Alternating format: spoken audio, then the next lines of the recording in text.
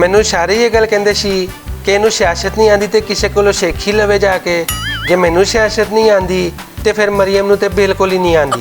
ਮੇਰੇ ਅੱਬਾ ਜੀ ਫਰਮਾਉਂਦੇ ਹੁੰਦੇ ਨੇ ਕਿ ਮਰੀਮ ਉਹਨਾਂ ਕੋਲੋਂ ਤੁਸੀਂ ਨਾਰੇ ਸ਼ਾਰੇ ਮਰਵਾ ਲਓ, ਕਿਉਂਕਿ ਇਹਨਾਂ ਦਾ ਆਪਣਾ ਵੀ ਨਹੀਂ ਪਤਾ ਚੱਲਦਾ ਇਹ ਕਿਹੜੇ ਟਾਈਮ ਪਿਛਲੇ ਰਾਹ ਥਾਣੀ ਨਿਕਲ ਜਾਂਦੇ ਨੇ। ਇਹ ਗੱਲ ਮੈਂ ਕਹਿਣੀ ਨਹੀਂ ਸੀ। ਹਾਂ ਤੇ ਫਿਰ ਤੁਸੀਂ ਆਪ ਹੀ ਦੱਸੋ ਇਹ ਕਿੰਨੀ ਵਾਰੀ ਡੀਲਾਂ ਕਰਕੇ ਪਿਛਲੇ ਰਾਹ ਥਾਣੀ ਨਿਕਲੇ ਨੇ, ਤੁਹਾਨੂੰ ਤੇ ਸਾਰਾ ਹੀ ਪਤਾ ਹੈ ਨਾ।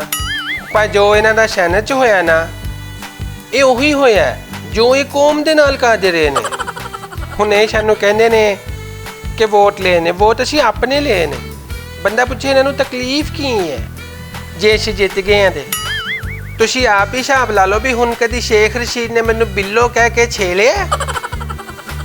ਜੇ ਸ਼ੇਖ ਰਸ਼ੀਦ ਮੈਨੂੰ ਅੱਜ ਵੀ ਬਿੱਲੋ ਕਹਿੰਦਾ ਨਾ ਤੇ ਫਿਰ ਅਸੀਂ ਸੈਨੇਟ ਵਿੱਚ ਇਹਨਾਂ ਦੇ ਨਾਲ ਰਲ ਜਾਣਾ ਸੀ, ਫਿਰ ਦਫਾ ਕਰ ਦੇਣੀ ਸੀ ਓਪੋਜੀਸ਼ਨ ਦੀ ਸੀਟ ਵੀ।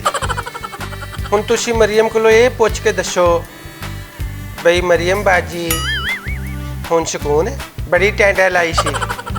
ਨਾਲੇ ਇਹ ਵੀ ਪੁੱਛਣਾ ਕਿ ਹੁਣ ਬਿੱਲੋ ਬੱਗੇ ਬਿੱਲਿਆਂ ਦਾ ਕੀ ਕਰੇਗੀ।